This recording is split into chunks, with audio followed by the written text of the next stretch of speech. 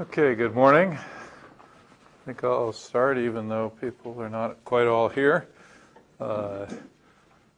because it's time.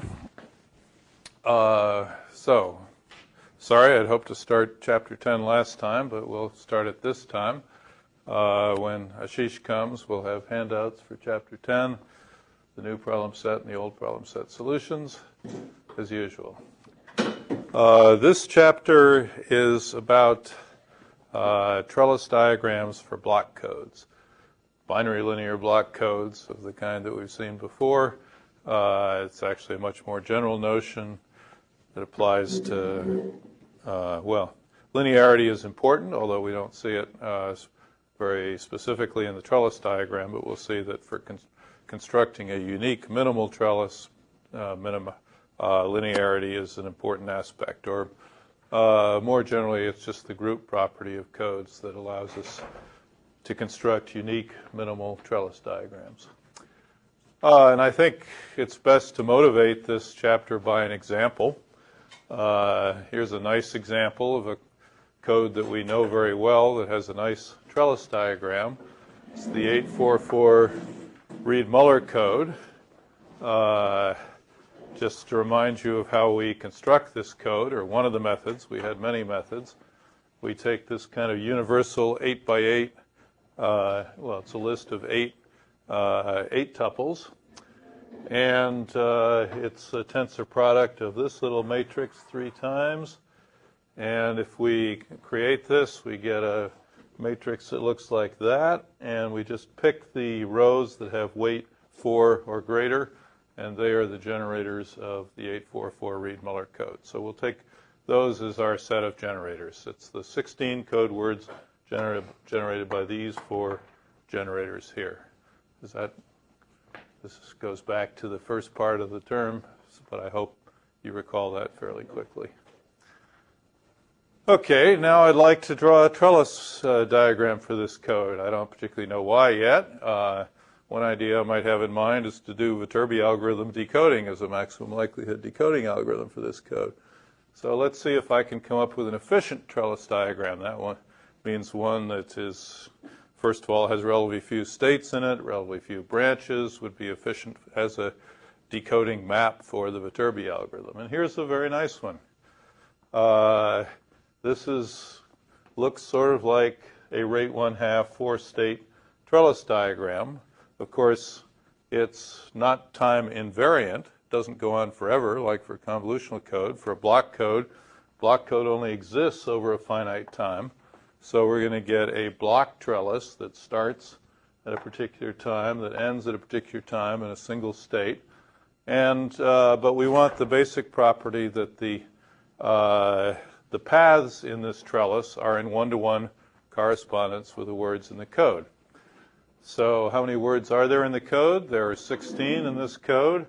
How many paths are there through this trellis? Well, again, it has a very regular structure. There's a 4-way branch here. Wherever you get to, you have a 2-way branch here. You have a 2-way branch here. You have no choice here. So there are 16 possible ways to get through this trellis. 16 trajectories, if you like. And next, let's check if they correspond to all the possible code words. Here's the all 0 code word up here. What's next? Let's check for the generators. Here's one of the generators, 1 1 1 1 0 0 0 0. It's a 1 1 0 0. This is a 1 1 also. 1 1. No, I'm sorry. 1 1 0 0 1 1 0 0. That's right. That's this one going through here. And 1 0 1 0 1 0 1 0. That's here. And what's the last one? All ones. Well, that's up here too. Okay, the all one path. Yeah. How did you draw this? Like, is there a procedure? I had side information. Jeannie told me. I know that this is an efficient trellis. Where we'll get to, and I hope today in this lecture, is a turn the crank method of constructing not only a trellis but the minimal possible trellis. All right, so you'll be able to see how starting from a set of 4 generators like this, turn the crank, and I'll produce a trellis for you. Okay? But of course you don't see that yet. I just know that this is a trellis, and it's a nice trellis. It has a nice regular structure. You could decode this with a Viterbi algorithm, and you could see the complexity would be comparable to the complexity of decoding a rate 1/2 4-state convolutional code. And in fact, you remember I compared our example rate 1/2 4-state convolutional code, which had a coding gain of 4 dB, with this code, saying they roughly had the same complexity. And when I said that, this is what I had in mind, that I could decode each of them with a Viterbi algorithm with approximately the same amount of complexity. All right? And unfortunately, this only has a nominal coding gain of 3 dB and an effective coding gain of slightly less than that. So it's not quite as good as the convolutional code. And at the end of the day, we're going to find out that that's kind of typical of a comparison between block and convolutional codes of the same trellis complexity.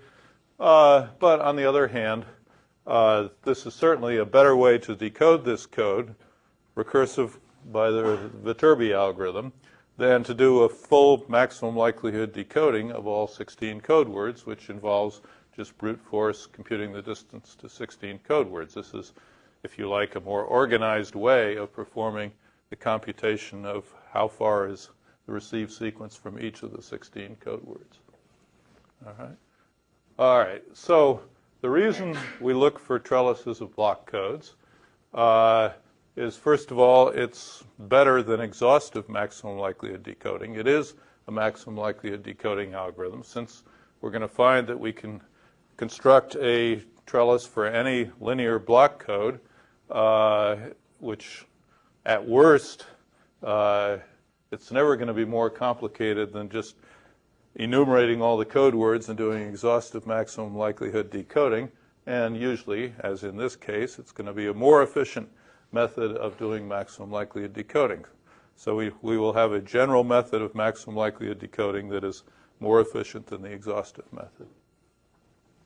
Secondly, there's an interesting link to system theory. I won't make a great deal of this in this course, but what are we really doing here? We're representing a block code as a finite state system. In fact, a linear block code is a finite state linear system, although again the linearity is not terribly transparent from this picture. So we have a linear finite state system, just as we did for the convolutional code. However, it's necessarily time varying. Couldn't possibly be shift invariant because we only have a finite time axis, if you like. The time axis only goes over 4 time units in this particular picture where I've grouped 2 outputs at a time. So that's interesting, and for our purposes, an interesting aspect of this is that we now get a notion of how complex is a block code. All right, so far we've been focused on parameters like n, k, d, which are all algebraic parameters of the code itself.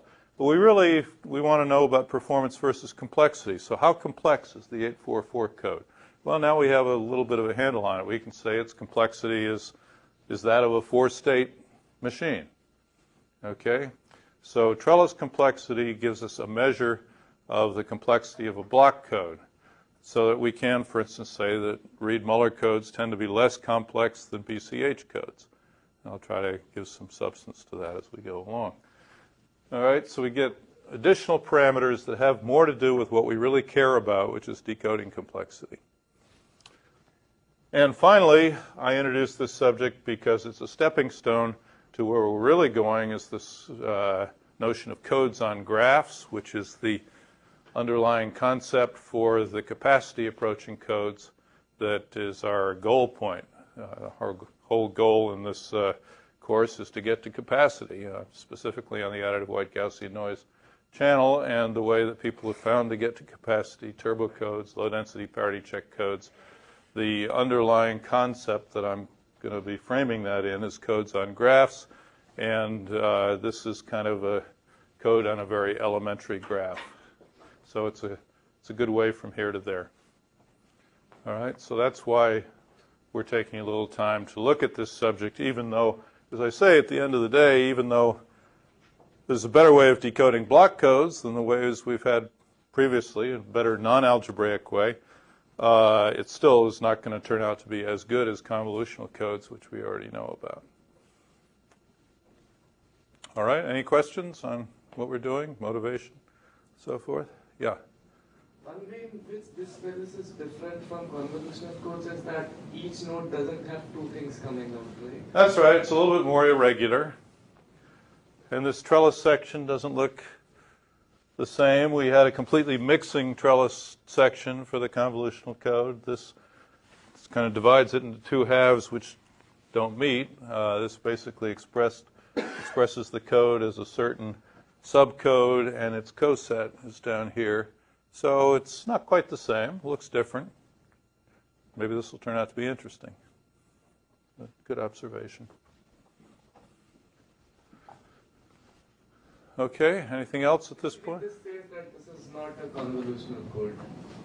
Or maybe we can have more number of states and then it's a convolutional code. Let's see. It's not a convolutional code. It's not even a terminated convolutional code because it doesn't have the simple shift register type of trellis diagram. At least it's not the kind of convolutional code we know about. But why should it be? Let's open up our minds to more possibilities. All right. We don't really care. The objective that we have in mind here is we're just going to try to come up with the most efficient trellis picture that we can for a block code. And we're going to use the linearity, and we're going to basically try to find as few states as possible at each time. That's going to be our measure of efficiency.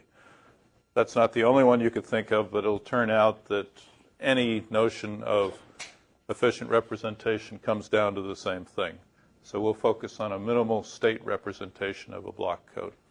And you can think of this as an exercise in system theory and minimal realizations of a linear system.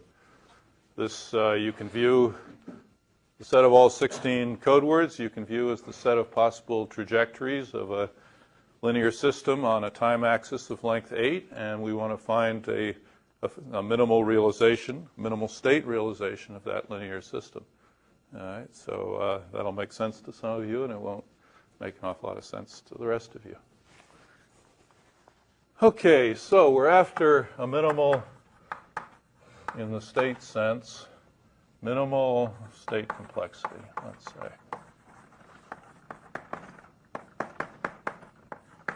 And let's continue to focus on this example, and let's focus on a particular time. Let's focus on the halfway point here. Where do the state times occur, by the way? They occur between the symbol times. You can think of a state as being associated with a cut between a certain set of symbols, which we call the past, and another set of symbols, which we call the future, again using system theoretic temporal language. All right, so if we make a cut, let's say I do it over here, states are based on cuts between a past and a future. So the state actually occurs between the fourth and the fifth symbol here, not at either of them. All right, if you want to draw where is the state at time. All right, and let's start with this example, and let's ask if we could find any simpler trellis for this. In other words, let's see if we can have fewer than 4 states at this midpoint. All right. Could we possibly have fewer than 4 states at the midpoint? Well, what's the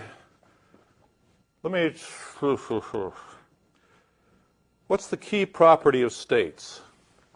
The key property of states is that once you get to a state, that then becomes a summary of all the history that you know about the past. And any past sequence or partial sequence that gets you to this state has to have the same set of possible continuations over here in the future in order for this to be a valid trellis representation. So maybe it will help if I draw this just focusing on the central time. There are two ways to get to this central time. One is to get to what we'll call the zero state. We can get there by 0, 0, 0, 0 or 1, 1, 1, 1. There's a second state, which we can get to, again, by two paths, which are 0, 0, 1, 1 or 1, 1, 0, 0.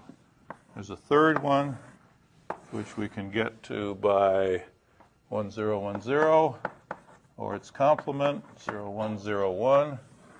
We'll see that each of these involves a 4 tuple and its complement, and this is 1, 0, 0, 1 or 0, 1, 1, 0. Okay, those are the set of possible past sequences that can get to any of these 4 states. There are 2 of them. Okay, now what this trellis says is that from this state, regardless of how we got here, either of these 2 things, there are 2 possible continuations, which happen to be the same thing. Okay? And the property of state has to be that either of these continuations is a legitimate continuation of either of the paths that it takes to get there. So we now have 4 possible code words that go through this particular state, that pass through this state. All right? And down here, similarly, I think what we have is the same set of code words, right? I think there's complete symmetry, and so forth. So let's ask, could we combine these 2 states? Somehow smush them together into a single state? And the answer is obviously no, because 0, 0, 1, 1 is not a continuation of the all 0 sequence or of the all 1 sequence. And 0, 0, 0, 0 is not a continuation of the 0, 0, 1, 1 sequence or the 1, 1, 0, 0 sequence. All right, so in order, the property of the state is the Markov property. And there are many ways of phrasing this, but this is the defining property of states.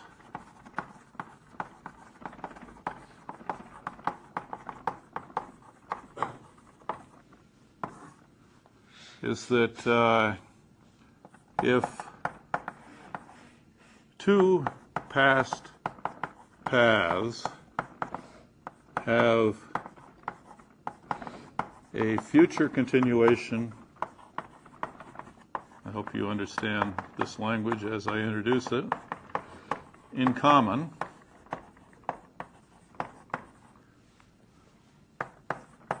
then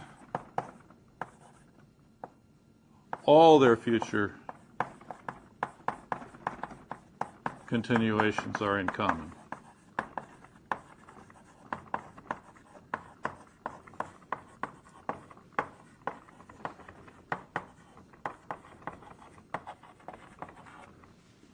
Okay. So if 2 paths, let's say, this is the definition of states. If we can find such a situation, then we can say that these 2 past paths go through the same state at the cut time, because then we can smush them together. You can think of this as our starting from, let's suppose we drew all 16 code words, and we drew here would be a 16-state trellis, and the first 2 elements of it might be 0, 0, 0, 1, 1, 1, 1, 1, 1, 1, 1. And we'd ask, can we smoosh these 2 states together? And the answer is yes, because of this property. Because 0, 0, 0 can also be followed by 1, 1, 1, 1. There are actually 4 states that we're smooshing together here. 1, 1, 1, 1, and 0, 0, 0. These are all legitimate code words, and because they're all legitimate, we can basically break this up into a Cartesian product of 2 paths with 2 futures. All right, and represent all 4 of them by a single state. So that's what states do. All right, if we want a minimal state diagram, we should do this as much as possible. That's not very well defined right now. but we should merge states wherever this property holds. So this implies they go through a common state. And it's if and only if.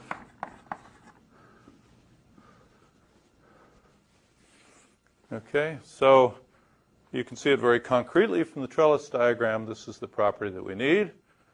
You can see that for this particular code, we do have the possibility of combining all 16 possible states here into 4, because we can combine them all pairwise in this way. This is going to come from the linear property of the code. That's why everything is so symmetric. But we can't go any further than that. So we can conclude from this is that for the 844 code, the minimal state space at the center has 4 states.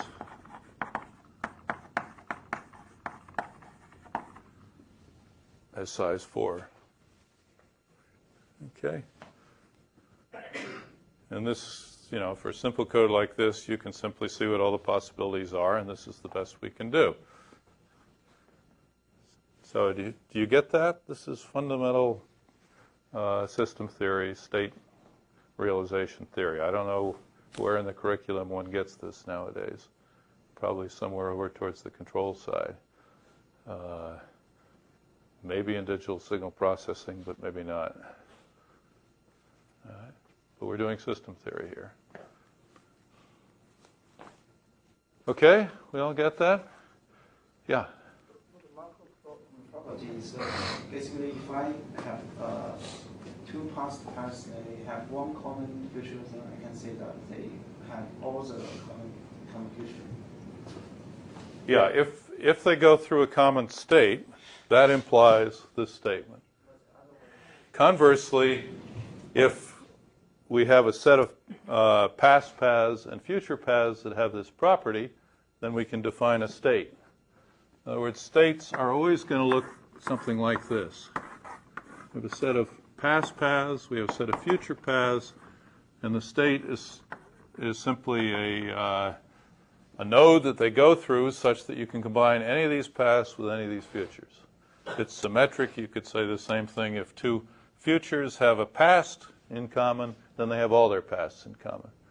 But whenever you have a state representation, let's suppose we have 3 states there, then this is what, just looking at those states and the initial and final states, this is what the code is going to have to look like.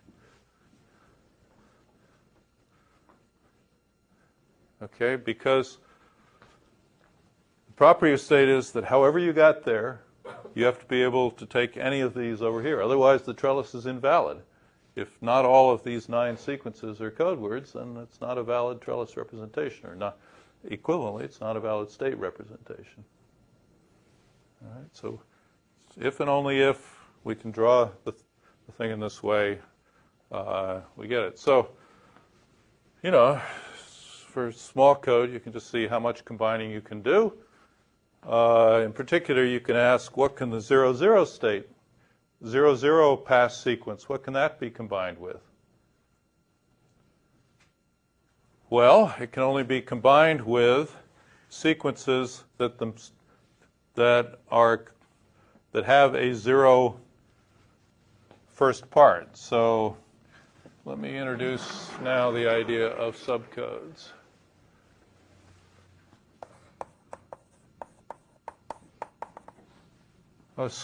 We have a linear code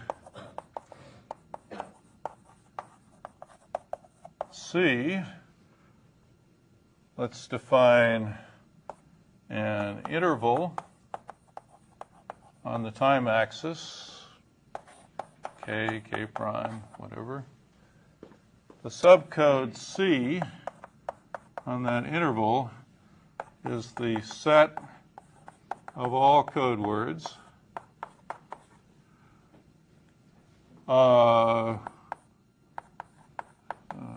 Elegant way to say it is whose support is in k prime. In other words, which are all zero outside, which have all zero symbols outside of this interval that we've identified. All right, so that's just notation. So specifically, let's say the past code with respect to a certain time, like the midpoint there, well, we can define that as the set of all code words that are zero outside the past, the first four symbols, and we can define the future subcode as the set of all code words that are zero outside the future. For this code, what is that? If we list the 16 code words, we make this the past, we make this the future. What are the set of, what is the past subcode here? In this particular case, the past subcode is, of course, the all zero sequence is always in this code, or this sequence, 111000. It's a linear code of dimension 1, and it consists of these two code words. All right. It is precisely the set of all code words that can be followed by the all zero sequence. All right, so I can read it directly off of this trellis picture here. All right. So everybody with me? The past subcode just consists of those two words. The future subcode consists similarly, looking at the trellis, it's the ones that are all zero outside the future. In other words, can follow a past which is all zero. In other words, it's these two code words. All right, so here are two little subcodes of the code. So by definition, this is a subcode of C.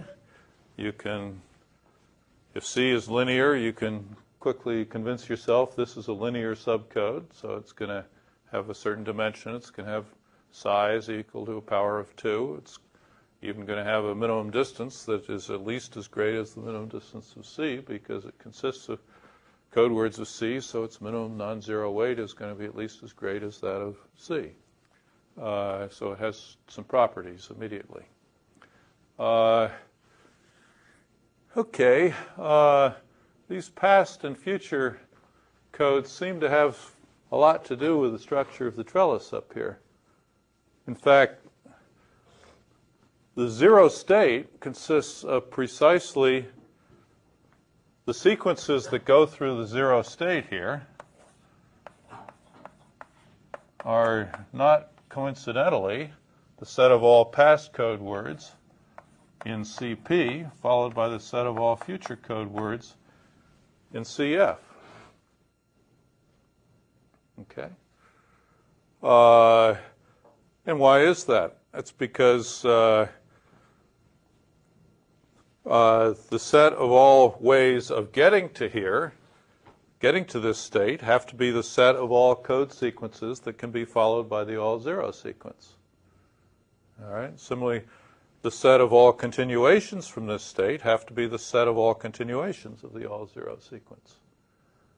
So the zero state is always going to be a little subtrellis that is going to represent, in effect, you can draw it as a sum or a product of the past and future subcodes. In other words, there's a two-dimensional code that has these two generators, G1, G2, generates a little two-dimensional code. Here's the fourth code word in it, the all one code sequence. And every element in that two-dimensional code goes through the zero state.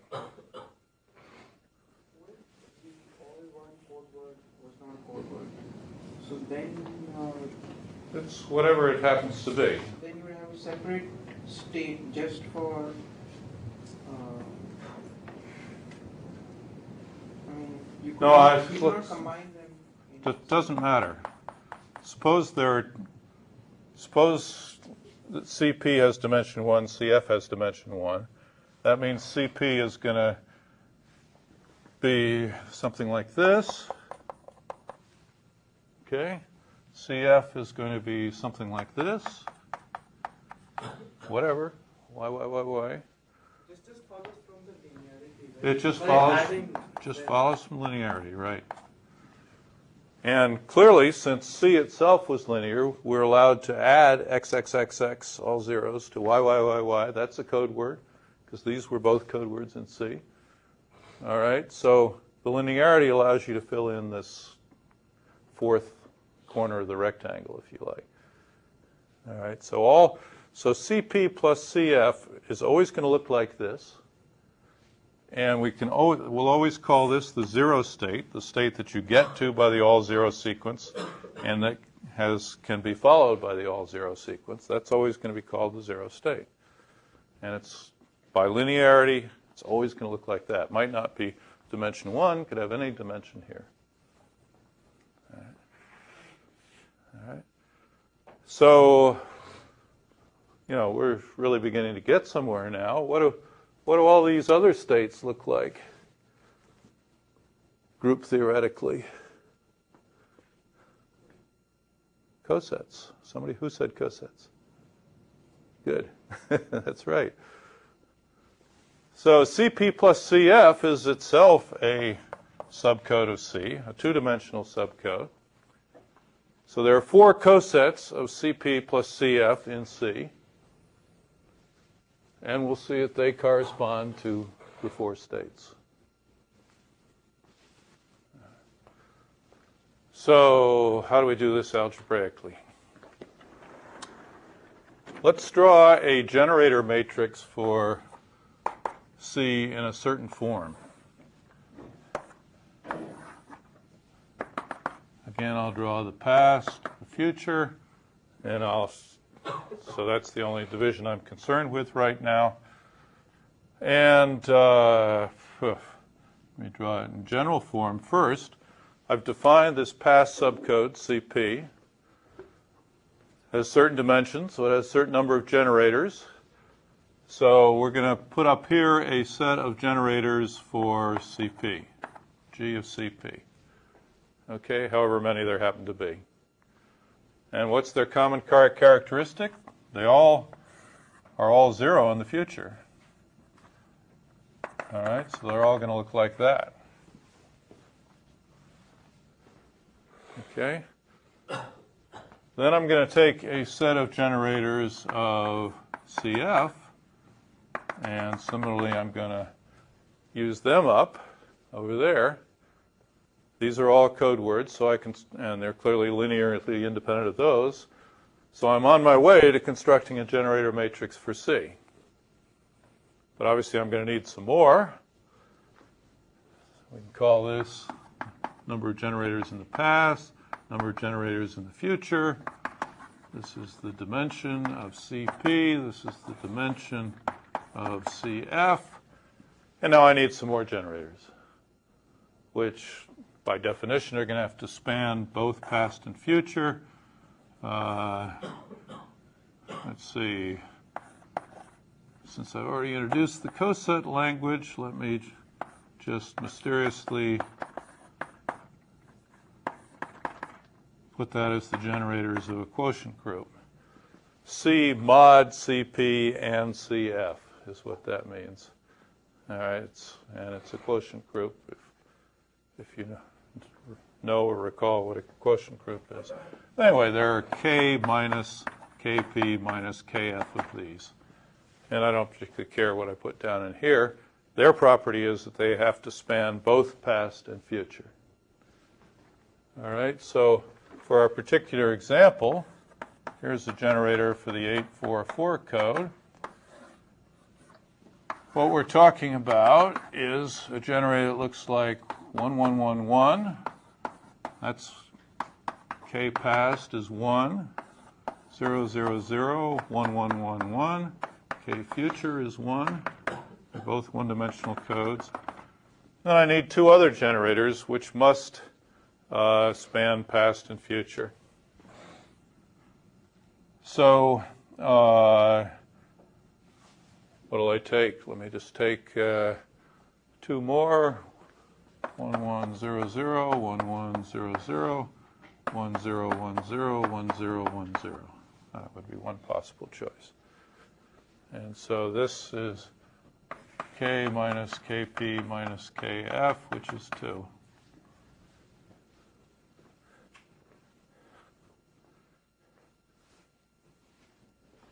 Okay. What I'm going to claim is that I'm going to need a state for every possible linear combination of these generators. All right. So claim, well, let me break it down into more logical sequence. Every code word in C can be written as some linear combination of the generators. All right, what does that amount to? It amounts to a certain code word in the past code plus a certain component in the future code, either all 0 or they're all 1, plus, let me call this the state code, S, as I do in the notes. So in this case, we have a two-dimensional state code. Its elements are 8 tuples. It's just a subcode of the code we started with. So it's not quite clear how it corresponds to states yet. But let me just call that S, a state sequence.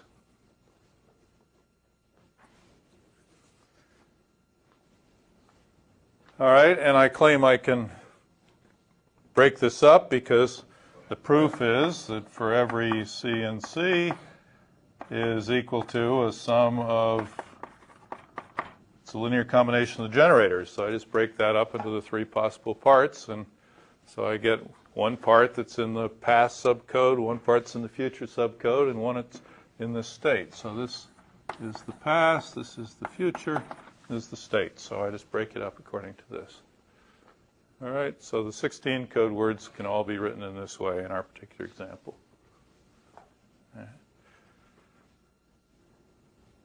So let's project this code word on the past. What does projection mean? It means you just don't look at the part that's in the future. So we're looking at 4 tuples now. So C projected onto the past, this is the part that lives over here, is equal to, well, if I project the past code word on the past, I basically get the past code word again. I'll maybe write it like that, but it's a little bit redundant. Incidental comment, I can regard this past subcode as either an 8, 1, 4 code, or what is it really? You know, it doesn't live out here. Its support is on these 4. It's really a 4, 1, 4 repetition code that lives on the past. Its support is the past. Similarly, the support here is the future, and it's effectively a 4, 1, 4 repetition code for our example.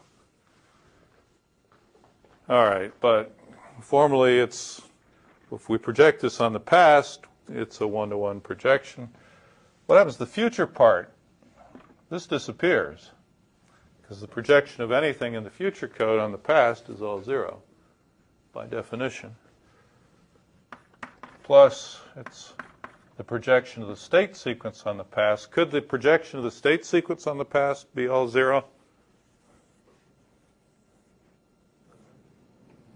This is actually an important point. Could the projection of any linear combination of these generators down here be all 0 in the past? The answer is no by the definition of the future subcode.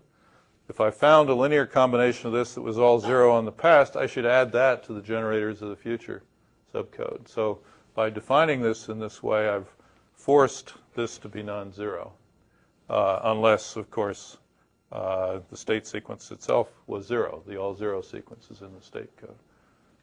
So for a this is non-zero if S is non-zero.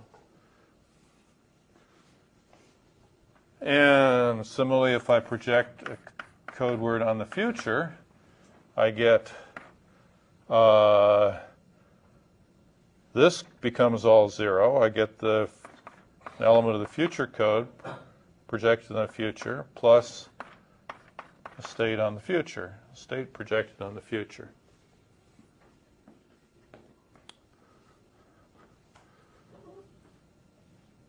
And now I claim further that this means I can draw a trellis as follows.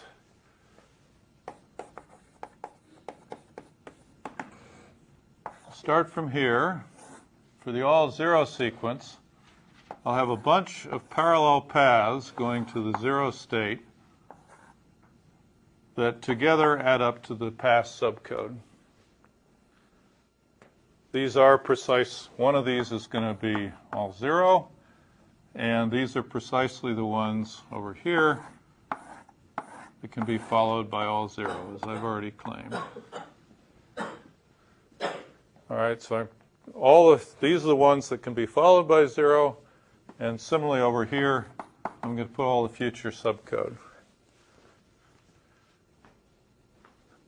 These, I will say, these correspond to the state sequence 0. These are the ones where if I put 0 coefficients down here, I just get linear combinations of the past subcode, the future subcode. I'm going to write those as going through all one trellis state. And I believe I've already made the argument that this state, at least, is legitimate. All right? That every combination of something in the past subcode with something in the future subcode is a code word. This is simply the CP plus CF that I wrote before. So I've got one state that represents all of CP plus CF. All right. And now let's take another typical state down here. We'll say this state corresponds to the state sequence S, where S is a general state sequence. Think of it as being non-zero. And what am I going to put on that? I'm going to put CP plus this state sequence projected on the past. And that way I'll get all past projections that are of this form for a specific S projected on the past, allowing this to vary through the past subcode. And similarly over here, I will let the set of all these trellis branches be CF plus the state projected on the future.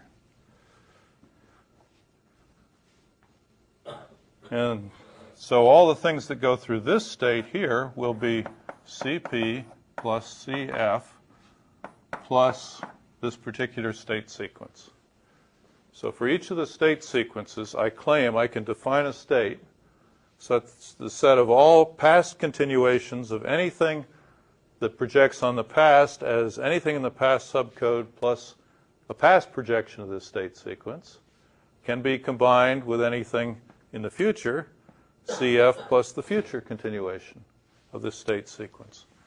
One of these is simply the past projection of the state sequence plus the future projection of the state sequence, and this is S, and by construction, this is a code word in the code. Now, by linearity, I can add any past code word to this past projection, and that's a code word. So any of these elements plus SF, continued by SF, the future projection, is a code word. It's just there we're taking something generated by CP and the state code. And similarly, anything by here comes out here. So, I don't know, I think I've left one or two details undone, but are you convinced that I can define a state in this way such that all of these pasts can be followed by all these futures and they're all code words? In fact, they correspond to this element of this subset of elements of the code. We have examples of it up here. For instance, 0011, or let's see, let's take a past projection 1, 1, 0, 0. Here's a typical state sequence, 1, 1, 0, 0, 1, 1, 0, 0. And I can add to this anything in the past. So I get 0, 0, 1, 1, 1, 1, 0, 0. I can add to it anything, any of these two, anything in the future. So I get 1, 1, 0, 0, 0, 0, 1, 1, and 0, 0, 1, 1, 0, 0, 1, 1. And I claim that all four of these have the state projected on the past equals 1, 1, 0, 0. The state projected on the future is 1, 1, 0, 0. And that any of these pasts can be followed by any of these futures. So this is C past plus C future plus 1, 1, 0, 0, 1, 1, 0, 0. That is the claim.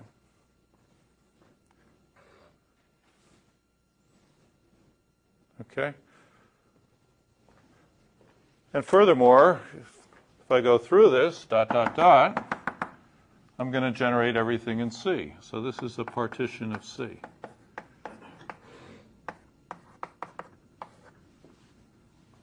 Into what? S cosets of CP plus CF, subcode of C. Okay, so algebraically, that's what's going on. But having done this partition, at least with respect to this state space, I can create something which has S states, the size of S, which is, what is this? The dimension of S is the dimension of C minus the dimension of CP minus the dimension of CF. Okay, so I've argued that I can get a state space of this, with this dimension. It's a linear state space, and it has a certain dimension, which is just the dimension of C minus the dimension of the past subcode minus the dimension of the future subcode. It's the number of generators I need for S. All right, so, in the example, I need 2 generators for S, so I get a state space of dimension 2 or size 4. All right, it's just a vector space over F2 in this case. Okay, you all with me? I think you are. I don't see any great puzzles. All right, so I can get at least these few states. Could I get any fewer?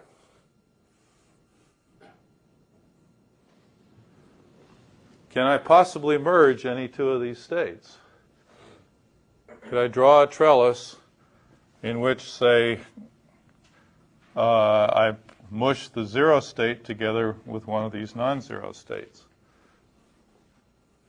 And the answer to that is clearly no, by the definition of the past and the future subcodes. These are all of the future sequences that can follow the all-zero past sequence. There can't be any more down here, so we can't possibly mush them together. And similarly, just by going through this, if you can't take the past part of one state and combine it with the future part of another state sequence, because that clearly is not in the code. And I don't have a slick proof of that in mind at the moment, but there is one in the notes. All right, so this is, we have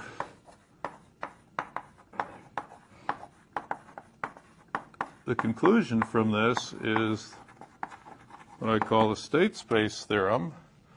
Given code C, any partition of the time axis, the total index set, into past and future. I can do this not just at the midpoint, I can do this any point along the code that I want to. Any partition into past and future. The the minimal, we get a linear state space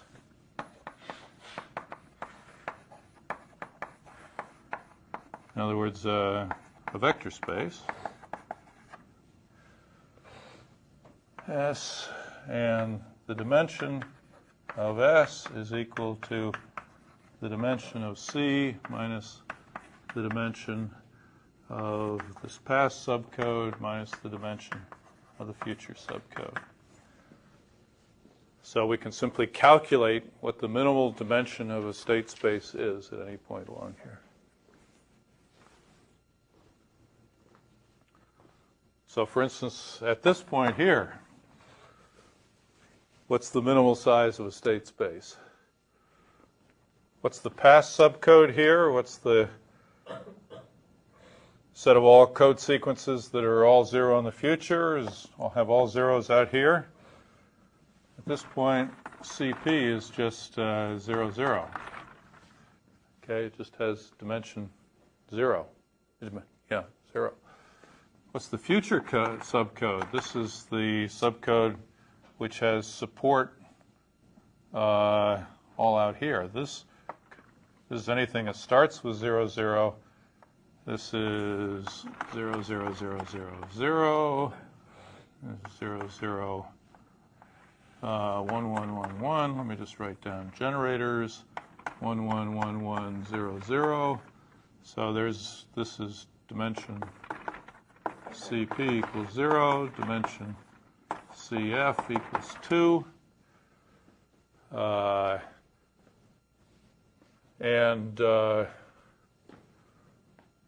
And so the minimum size of the state space is 4 minus 2. It's again 2. But this needn't be true in general, is it? At each stage, the number of states is the same. Certainly not true in general. Let me ask about time 3. I can certainly do that. Okay. Time 3, what's the past subcode? This is the code words that have support on the first 3 symbols. Again, that has to have dimension 0 because the minimum weight of this code is 4. So there can't be anything that just looks like 1, 1, 1 and then 5 zeros. What is the future subcode for that?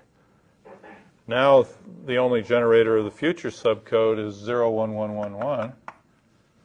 We have to go this far, and then it's what futures can we get from here?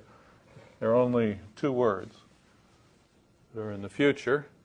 So in that case, we have dimension past is 0, dimension future is 1. So if we drew a state space here, we would have to have 8 states. In fact, I can do that if I just draw a little state in the middle of each of these lines. I get now a trellis picture which has an explicit state at this 3rd time here, but it has 8 states. Ooh, ugly. So I've masked that. I've suppressed that by this nice little 4-state trellis. But yeah, if you insisted on drawing a state space at time 3, it would have 8 states in it. All right, we'll get back to that when I get to this turn the crank procedure, if I do, of getting to minimal trellises. All right, so what have we done? We've established that there is a uniquely defined minimal state space size for any partition between past and future. In other words, at any time where you want to make a cut in the time axis between past and future, you can define what the minimal state space size is. And now you might ask the question, can we simultaneously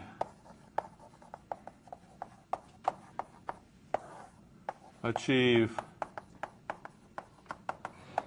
minimal state spaces at all times.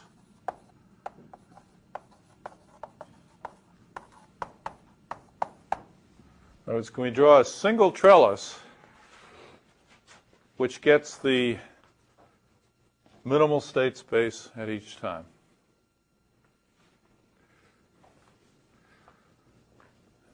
We haven't proved that there is. It might be that if you push in the state space at one time, it forces the state space to balloon out at another time. And in fact, for nonlinear codes, that is typically what happens. But for linear codes, a minor miracle occurs, and the answer is yes. Okay. So how am I going to prove that? I'm going to prove it via this very handy tool, which is also a construction tool, which is called a trellis-oriented, or a little bit more formally, a minimum span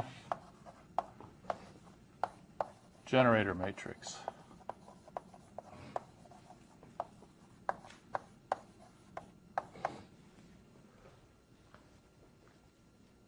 So the idea here is, given a generator matrix,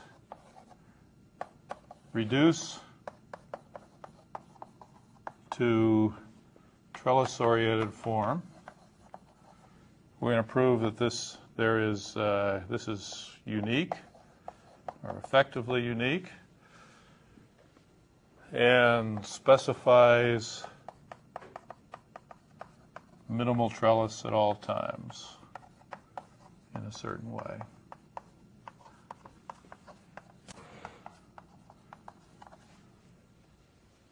All right, let's start again.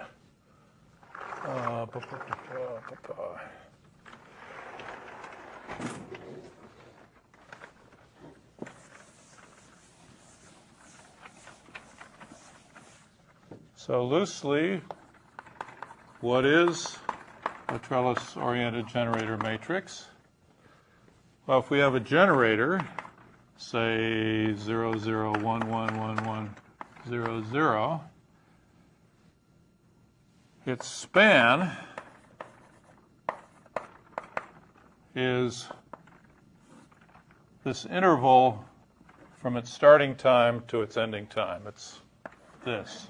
All right, we say it starts at time 3, it ends at time 6. The span is the interval 3 to 6 in this case. Okay? So we think of this as not being active before time 3. At time 3, we get the first interesting thing happens. A 1 comes up, it then goes through something. These don't have to all be 1s. It could be 1, 1, 0, 1. Then there's a last 1 at some point, and then it quiets down and it's dead again. Yes. Except, I'm not sure. Would you say the support of this was 3, 4, and 6, or would you say it was from 3 to 6, the interval from 3 to 6? I don't know. What's the definition of support? Okay, I'm not sure I know. It's probably been defined both ways in different literatures. So I'll call it a span, but it's roughly, it's the support of the interesting part. All right, so that's the definition of span. And what a trellis-oriented generator matrix is: a minimal span matrix, meaning all generators have as short a span as possible. Or I'll just say are as short as possible.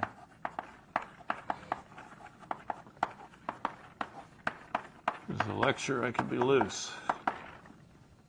Now, it's not even clear that's well defined yet. But let me, again, give you an example and show you how to find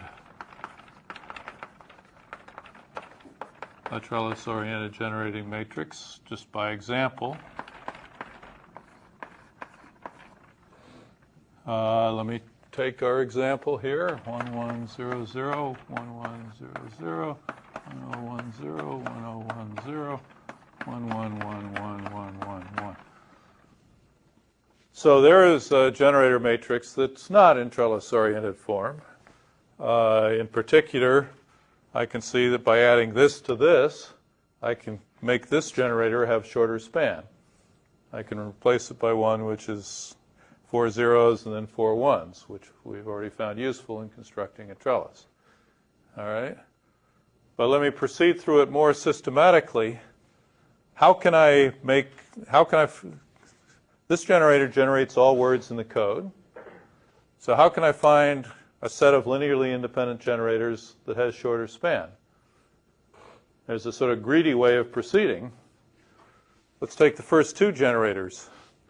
Can I combine these to find anything that has a shorter span that I can replace one of the generators with? Anybody? No, I can't. It's not the answer I expected to hear. If you add the two, then you get the span of 4 as opposed to 6. Let's identify what the spans of these are. That has a span of 4. That has a span of 6. That has a span of 7. This has a span of 8. What I'm trying to do is to reduce that. If you add the first two, you get 4 fours in the middle. So if I add the first two, that seems like a good thing to do, because then I get 0, 0, 1, 1, and I've reduced the span of that generator. Okay?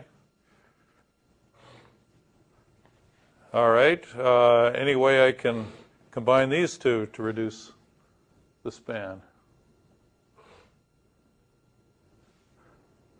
Obviously not, because the span of this is completely included in the span of this. If I add these two together, then I'll get something which still starts here and ends here. Why was I able to reduce the span here?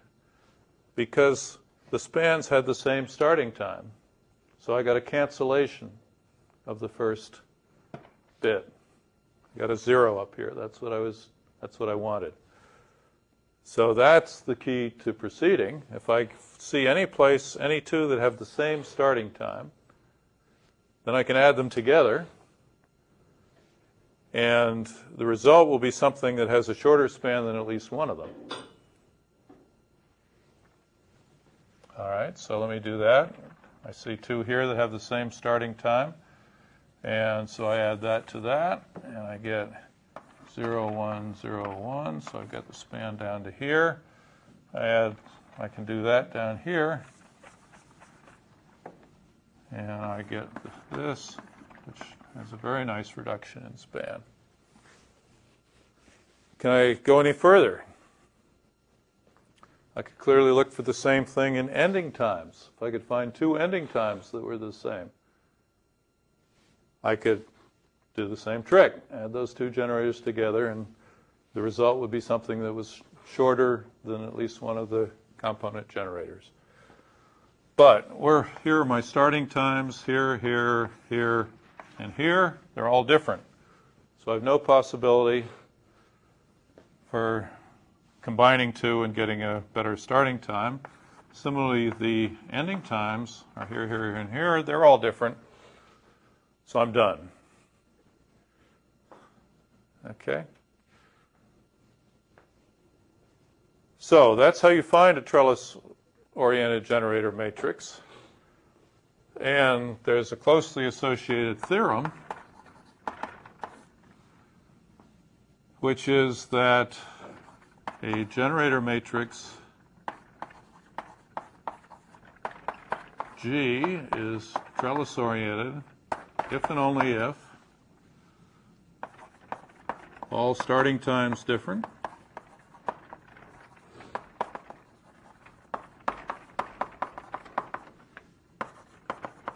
all ending times different.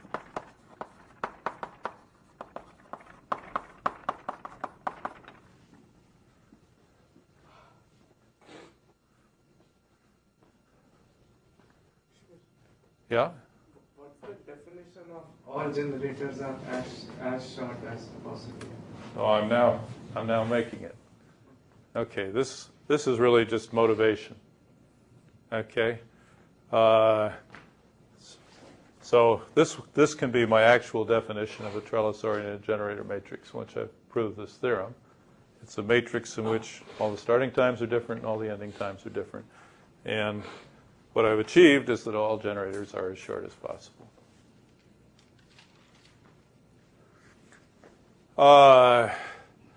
Okay, how would I go about proving this theorem? All right, suppose I have a matrix that's not in this form. Then I've already proved that I can shorten the generators. All right? So if it's not in this form, it's not trellis-oriented. The generators are not as short as possible. All right, so all I need to do is prove the other side. Suppose it is in this form. Then could I possibly find shorter generators?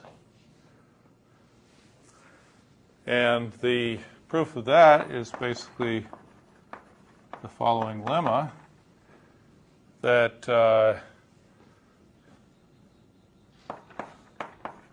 the subcode C, take any interval kk prime,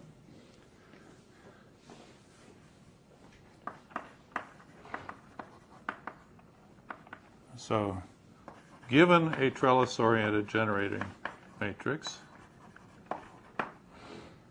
namely one that satisfies these conditions, then the subcode consisting of all the code words who have support on this interval is generated by the Gj in G that have support in kk prime.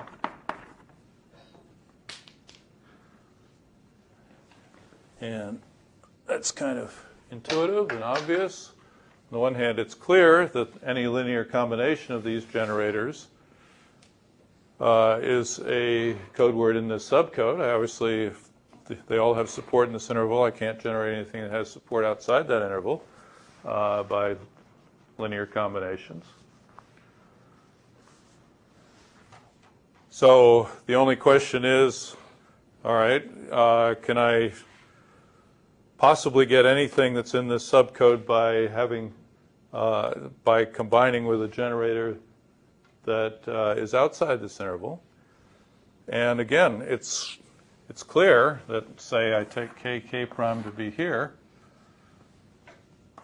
If I add any if all the starting times are different and all the ending times are different, then I can't, and I start to add generators that are outside here, I can't possibly get cancellation of the starting time, or I can't possibly get cancellation of the ending time. So I'm going to wind up with a code word which has support outside the interval. All right, so it's it really is a simple lemma. Anyways, you would have the all zero word, right? Excuse me? The all zero word would be part of this subcode. So This all zero word is always part of the subcode. Any generator who has something outside this interval, then when you add that with all zero one, you get something that does not belong to this subcode, and therefore that generator could not. Right, but I have to ask if there's any code word. So I have to consider all the code words really. But I'm saying if I have a code word C that is sum of the generators, and I have a non-zero coefficient here on any generator that has supporting starting time outside this interval or ending time outside this interval, then I can't possibly get cancellation of that non-zero thing. And so if it really requires this to be non-zero, and then I'm going to say then I get a code word that's not in this subcode. Okay, so that's a very quick intuitive sketch of that proof. Again, for writing it out, see the notes. But this lemma then proves this theorem because it now says I can't, if all the starting times are different and all the ending times are different, then I can't possibly get shorter support for any of the generators. And I don't think I said that in a totally convincing way, but that basically is the point here. Yeah? Does the lemma assume that G is TOGM, or does it assume that the starting times are different in any time? Well, now I'm defining this, so meaning that all the starting times are different and all the ending times are different. From now on, that's going to be my definition of a trellis-oriented generating matrix. So saying this property implies this property. Okay, but now this lemma has an interesting consequence. This implies for any past and future, CP is the is generated by the generators in a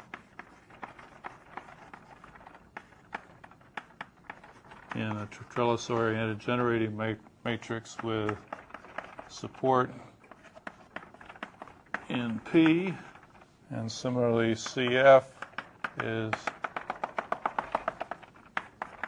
generated by the generators with support in F. So for any P and F, I get a picture that looks like this. All right, I can draw now this boundary anywhere I want, and if the matrix was trellis-oriented, then I'm going to get a certain subset of generators that live in the past, and they'll be the generators, in fact, of CP. The dimension of them will simply be the number of generators that live in the past for that definition of the past. There'll be some other set that live entirely in the future. Those will be the ones that generate the future. And the ones that are neither wholly in the past nor in the future will generate the state code. So that says I can read off the dimensions of the state spaces just by looking at this single trellis-oriented generator matrix. So now let me very quickly go through the calculation that I went through a little bit laboriously over here. Suppose I make the whole thing the future. In other words, I draw a cut before time 0. Then the state space has dimension 0. All right, all 4 generators live on the future. If I make the cut here, the state space has dimension 1, because 3 of the generators live on the future. 1 is active at time 1. So that means I'm going to get a 2-state trellis at time 1. If I make the cut here between past and future, I see 2 generators live on the future and are inactive, haven't started yet, but 2 of the generators have already started. At this time, we have 3 active generators. Only 1 is still completely on the future. At this time, in the middle, I have 2 generators which past subcode, future subcode, and 2 that aren't. So I get this form that we looked at over there, and I get a state space here generated by these 2 generators of size 2. So just by looking at this, I go right through the picture, and I find the size of the state space at each time. Okay? So there's an algebraic way of finding the minimal state. So now I can draw from this a trellis just by writing down these state spaces.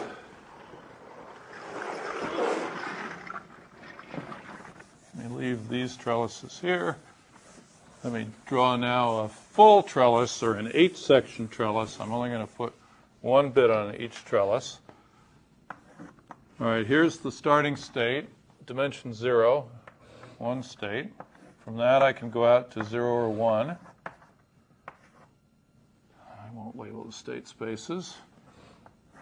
Next time, I'm still just branching. Let's see. Yeah. Actually, to make it look like that, I'm going to want to come down here, 0, 1, 1, 1, 1, 0. Okay. I basically just have 4 states at time 2, corresponding to whatever the first 2 bits are. They all go to different states, because all these have possible future continuations. And I have 8 states at this time, still just branching.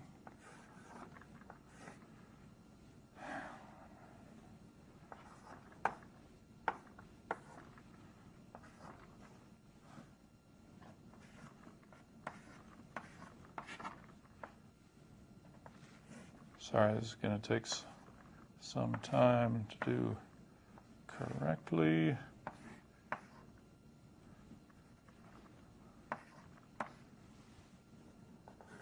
This time, then I come in here, 0, 1.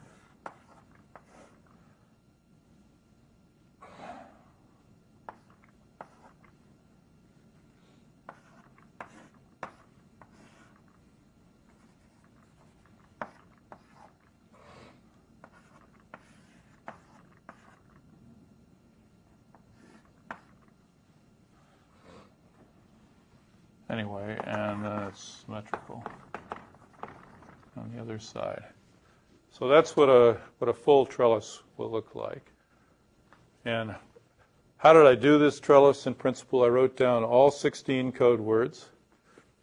I wrote down what linear combinations they were up here, and I therefore found what states they went through at each time, and then I just drew the graph that goes through, that describes those trajectories. So I wrote down all the code words, I wrote down all these state codes, and all these times. I could have written them down in any order, and then I just connected the dots according to which state, I make this calculation as to which state they go through. Okay. All right, that's a good place to stop. Let me summarize. We now have a method of given a generator matrix for a binary linear block code, of reducing that generator matrix to trellis-oriented form just by inspection of the trellis-oriented generator matrix. We can determine what the state space dimensions are at each instant of time, at each possible state cut, and we can then draw a trellis which achieves that minimal state space dimension or minimal state space size for every moment of time simultaneously. And I will assert that this trellis is the minimal trellis in every respect, whether you're trying to minimize state complexity or if you're using the Viterbi algorithm, really what you want to minimize is the number of branches, but there's a calculation about branch spaces in the notes that shows that this also achieves the minimal branch space size at every time, regardless of how you draw the trellis. More elaborate calculations with a more refined notion of Viterbi algorithm complexity still come up with the same result. The result is there is essentially a unique minimal trellis where it's minimal in every way. And this comes from the linear, or more broadly, the group property of the code. So for any linear group code, there's a well-defined, unique, essentially unique up to relabeling, minimal trellis that achieves the minimum of whatever complexity quantity you want to define. So in this sense, the trellis complexity of a group or linear code is very well defined. It's defined by this minimal trellis or by its parameters, and we can use that as a measure of the complexity of the corresponding group code. And from an engineering point of view, once we've got this minimal trellis, we can use the Viterbi algorithm to do maximum likelihood decoding, just in the same way we did for convolutional codes, sweep from the starting node to the ending node. Okay, digest that, and we'll come back and talk about it again, do a few more details on Monday, but that's the basic idea.